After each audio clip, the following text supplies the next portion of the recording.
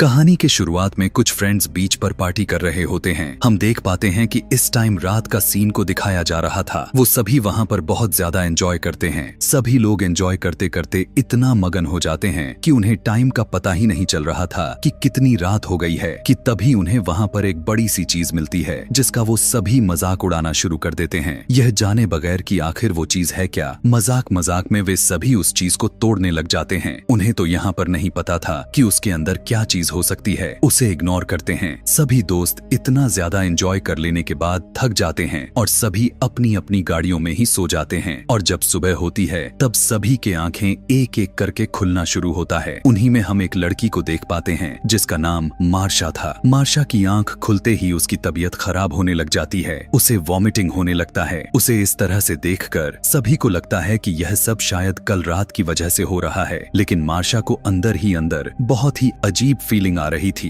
कि तभी वहाँ की एक लड़की को सैंड के ऊपर कौवा बैठा हुआ दिखाई देता है कि तभी अचानक से सैंड उसे अपने अंदर लेने लग जाती है। ऐसा लग रहा था कि वहाँ पर बहुत ही बड़ा दलदल हो। उसे देखकर वो लड़की बहुत ही ज्यादा परेशान हो जाती है और अपनी दोस्त मार्शा से कहने लगती है कि अपनी पैर को सैंड पर मत रखना, वहाँ पर खतरा है। लेकिन इससे पहले मार्शा अपनी दोस्त की बात सुन पाती। वो सैंड पर पैर रख चुकी थी और अब उसका पैर भी सैंड के अंदर जाना शुरू हो जाता है। वो अपने पैर को बाहर निकालने की बहुत कोशिश करती है, लेकिन वो ऐसा करने में नाकामयाब रह जाती है। वो अपने हाथ को यूज करके अपने पैर को बाहर निकालने वाली थी, लेकिन उसका हाथ भी उसी सैंड में फंस जाते हैं। वो घबरा जाती है और जोर जोर से चिल्लाने लग जाती है। और अगर उसके दोस्त वहाँ पर आते तो वो भी फंस सकते थे, तो उन्हें भी कुछ समझ में नहीं आ रहा था कि क्या किया जाए। अब मार्शा की हालत को देखते हुए गाड़ी में बैठा हुआ उसका एक दोस्त बाहर आता है। उसे सभी लोग मना करने लगते हैं, लेकिन वो किसी की बात नहीं मानने वाला था। और जैसे ही वो सैंड के ऊपर जाने लगता है तो अचानक से नीचे गिर जाता है। अब क्योंकि वो अपने मुंह के बल गिरा था, इसीलिए वो सैंड के साथ स्टिक हो जाता है। वो खुद को उठाने की बहुत कोशिश करता है, लेकिन उसकी फेस की स्किन तक सैंड से चिपक गई थी। उसकी बॉडी को सैंड ने काफी जख्मी कर दिया था। उसके दोस्त गाड़ी को स्टार्ट करने की कोशिश करने लगते हैं ताकि वो अपने दोस्त को ऊपर की तरफ खींचने में कामयाब रहें, लेकिन पता चलता है कि गाड़ी ही नहीं स्टार्ट हो रही थी। तभी टावर पर बैठा हुआ उसका एक और दोस्त उसके तरफ एक रस्सी फेंकता है, लेकिन अब वो लड़का उस हालत में नहीं था कि वो उस रस्सी को पकड़ सके। सभी लोग देखते हैं कि उसकी पूरी बॉडी सैंड के अंदर चली जाती है। उसे ऐसी हालत में देखकर सभी काफी उदास हो जाते हैं। अब यहाँ पर बचे हुए सभी लोग काफी डर जाते हैं और प्लान करने लग जाते हैं कि जितनी जल्दी हो सके हमें यहाँ से निकलना होगा, वरना हम सभी मारे जाने वाले हैं। अब जो लड़का गाड़ी के ड्राइविंग सीट पर बैठा हुआ था उसका नाम जोनाह था। वो अपनी गाड़ी को दोबारा से स्टार्ट करने की कोशिश करता है, लेकिन ऐसा इस बार भी नहीं हो रहा था। तभी वहाँ पर एक हेल्दी सी आदमी को देखते हैं। वो एक ड्रम में बैठा हुआ था और सैंड के ऊपर से मूव करने लगता है। सभी लोग उसे देखकर कहने लगते हैं कि प्लीज तुम हिलना बंद कर दो, क्योंकि अगर तुम नीचे गिर भी गए तो सैंड तुम्हें अपने अंदर खींच लेगा। उसकी बात सुनकर ड्रम वाला आदमी कहने लगता है कि तुम सभी मेरे साथ मजाक कर रहे हो। अब क्योंकि यहाँ पर जो भी घटना हुआ था उसने अपने आंखों से नहीं देखा था, क्योंकि वो सो रहा था। उसे जब दर्द होने लगता है तो वो मूव करने लग जाता है। तब वो लड़का कहने लगता है कि अगले 2 घंटे में हमारी मदद करने के लिए यहाँ पर कोई आ रहा है, क्योंकि हमने कॉल लगा दी है। उसकी बात सुनकर वो मोटा सा आदमी मान जाता है, जबकि ऐसा तो कोई बात नहीं थी। कोई भी हेल्प करने नहीं आने वाला था। सब लोग यहाँ पर स्टक हो चुके थे। वहीं पर मार्शा की दोस्त कहने लगती है, हम सभी ने कल इसी बीच पर तो पार्टी की हुई थी, तो उस समय ये सैंड तो हमें कुछ नहीं कर रही थी, और यहाँ पर बाकी के लोग थे,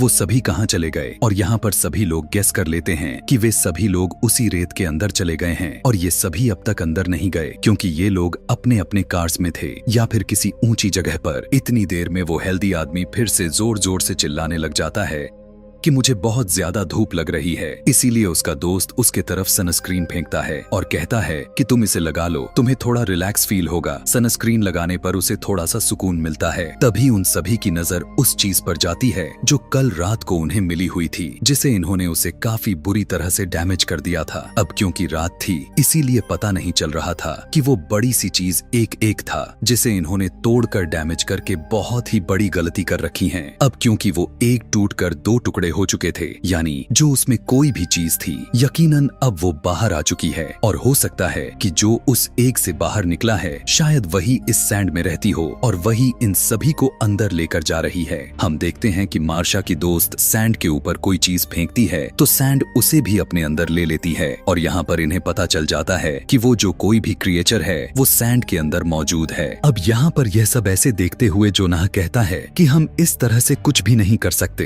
हमें खुद ही कुछ स्टेप लेकर करना होगा। वो एक स्केटबोर्ड को उठाता है और उसके जरिए पास में रखा हुआ टेबल तक जाने की कोशिश करने लगता है। वो बड़ी ही आराम से उस पर चलने तो लगता है, लेकिन जैसे ही टेबल तक पहुंचता है तो उसकी बोट स्लिप होने लग जाता है और उसके पैर भी स्लिप होने की वजह से वो सैंड बहुत ही पास आ जाता है कि तभी सैंड के अंदर से कोई चीज निकल कर बाहर आती है और उसके पेट के साथ टच होने लग जाती है। लेकिन यहाँ पर जोनाह बिल्कुल भी घबराए बिना फौरन टेबल के ऊपर आ जाता है जहाँ पर एक बैग रखा था, उसमें कुछ स्नैक्स थे। उसे उसी बैग में से एक बनाना मिलता है, लेकिन जब वो उसे खाता है तो उसे भी वॉमिटिंग हो जाती है और जब वो अपने पेट को देखता है तो वहाँ पर तो बहुत सारे जख्म से भरे होते हैं। सभी लोग उसे ऐसी हालत में देखकर बहुत घबरा जाते हैं, लेकिन जोनाह सबसे कहता है कि मुझे कुछ नहीं हुआ है, मैं अभी ठीक हूँ, तुम सभी अपनी सेफ्टी के बारे में सोचो। सभी की प्यास बुझाने के लिए जोनाह उनकी तरफ ड्रिंक्स को फेंकता है, लेकिन तभी उसके पेट में दर्द होने लग जाता है और उसके जख्म के अंदर से खून आने लगता है। तब उसके दोस्त यह देखकर बहुत उदास हो जाती है और वो रोने लग जाती है। तब जोनाह उसे कहता है कि तुम रो मत, हम सब स्ट्रांग है ना। यह कहकर वो वहीं पर लेट जाता है। तभी गाड़ी में बैठी हुई एक लड़की उनसे कहती है कि हम सभी के मोबाइल फोन्स गाड़ी की डिग्गी में हैं, इसीलिए हमें कुछ न कुछ करके उसे लेने होगा ताकि हम अपनी मदद मंगा सके। लेकिन यहाँ पर कोई भी ऐसी रिस्क नहीं लेना चाहता था, क्योंकि यहाँ पर बैठे बैठे गाड़ी की डिग्गी को खोलना पॉसिबल ही नहीं था। तब एक लड़की कहती है मैं कोशिश करूंगी। तब वो जाकर गाड़ी की डिग्गी को खोलने लगती है, लेकिन वो नहीं खुल रहा था। तब वो दूसरी तरफ जाती है। एक दूसरी लड़की उसे एक कपड़े का टुकड़ा पकड़ाती है ताकि वो कहीं सैंड की तरफ ना गिर जाए, लेकिन फिर वो गाड़ी की डिग्गी को सही से खोल नहीं पा रही थी। तब जोनाह की दोस्त उसे एक रॉड को पकड़ाते हुए कहती है कि इससे ट्राई करो और यहाँ पर फाइनली वो लड़की गाड़ी की डिग्गी को खोल ही लेती है। लेकिन तभी उन्हें दूर से कोई आता हुआ दिखाई देता है। दरअसल वो वहाँ का सुपरवाइजर होता है, यानी बीच पेट्रोल्स सुपरवाइजर था। उन सभी की ध्यान उसकी तरफ चली जाती है। यहाँ पर जो लड़की डिग्गी को खोला था उसकी उंगलियां अचानक से उसी डिग्गी में फंस जाती हैं, यानी अब डिग्गी दोबारा से बंद हो चुकी थी। वो दर्द से चिल्लाने लग जाती है। इधर वो सभी सुपरवाइजर को अपने पास बुलाने की कोशिश करने लगते हैं, लेकिन यहाँ पर ये सुपरवाइजर कहने लगता है कि आज के जनरेशन भी ना ड्रग्स लेकर पता नहीं कैसी कैसी हरकतें करती रहती हैं। लेकिन वो सभी उसे बताते हैं कि हम सब मुश्किल में फंस चुके हैं। वो अपनी गाड़ी को उनकी तरफ लाता है और गाड़ी से उतरने लग जाता है। तब वो जोर जोर से चिल्लाकर उसे बताने लगते हैं कि प्लीज सैंड पर पैर मत रखना। लेकिन जब वो आदमी बाहर आता है तब ये सभी देखकर हैरान रह जाते हैं कि सैंड ने उसे कुछ भी नहीं किया हुआ था। सबसे पहले तो वो जोनाह के पास आया और उसके पेट को देखकर काफी हैरान हो जाता है कि ये सब किसने किया। उसके बाद वो उस हेल्दी आदमी को ड्रम से निकालने की कोशिश करने लगता है,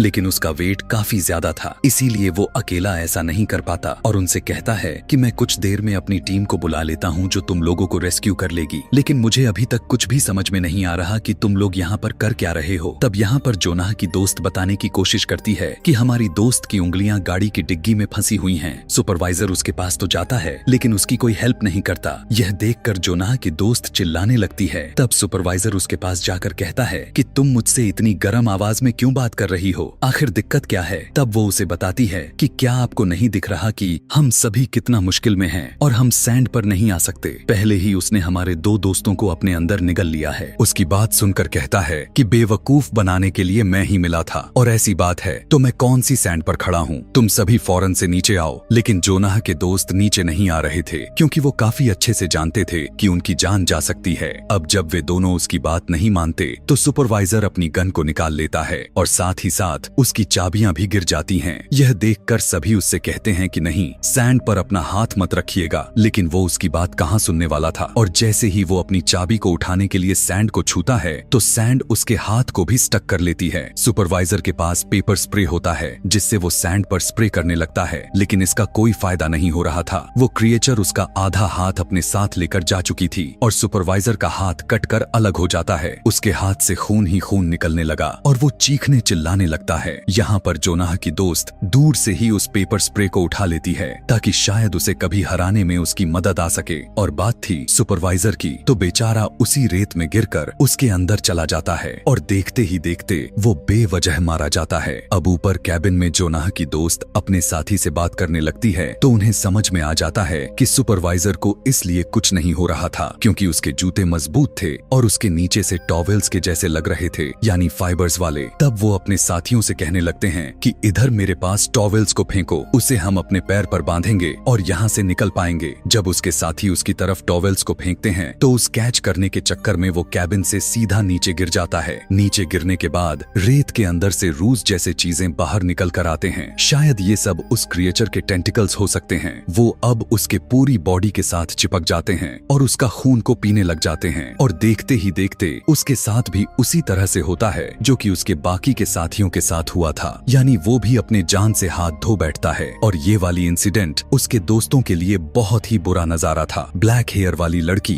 अपने कानों पर हाथ को रखकर रोने लग जाती है। तब जोनाह की दोस्त उससे कहने लगती है कि सब कुछ ठीक हो जाएगा। वो उससे कहती है कि ये वाली ग्रिल यहाँ पर सीधी करके रखो और खुद एक और ग्रिल को उतार कर वहाँ पर रख देती है और कैबिन से जंप करते हुए गाड़ी में सीधा गिरती है। अब जैसे ही वो गाड़ी के अंदर आती है तो फौरन उस ब्लैक हेयर वाली लड़की को जोर से मारते हुए कहती है कि यहाँ पर आना तुम्हारा ही प्लान था, लेकिन उसे कहाँ पता था कि उसके और उसके दोस्तों के साथ ऐसा हो जाएगा। खैर, इस पर अब ज्यादा ध्यान न देते हुए दोनों उस लड़की की फिंगर को उस गाड़ी के डिग्गी से बाहर निकालने की कोशिश करने लगती हैं और वो उसमें कामयाब भी रहती हैं और जोनाह की दोस्त उसके कटे हुए हाथ पर टॉवल को बांध देती है। दूसरी तरफ हम उसी आदमी को देखते हैं जो ड्रम में फंसे होने की वजह से काफी ज्यादा बुरा फील कर रहा था और क्योंकि उसकी बॉडी उसमें काफी बुरी तरह से स्टक थी तो स्वेल भी होने लगती है और उसमें से खून भी बाहर निकलने लगती है। और जब उसका खून बहते हुए सैंड में जाता है तब सैंड से कुछ टेंटिकल्स निकलकर बाहर आने लगते हैं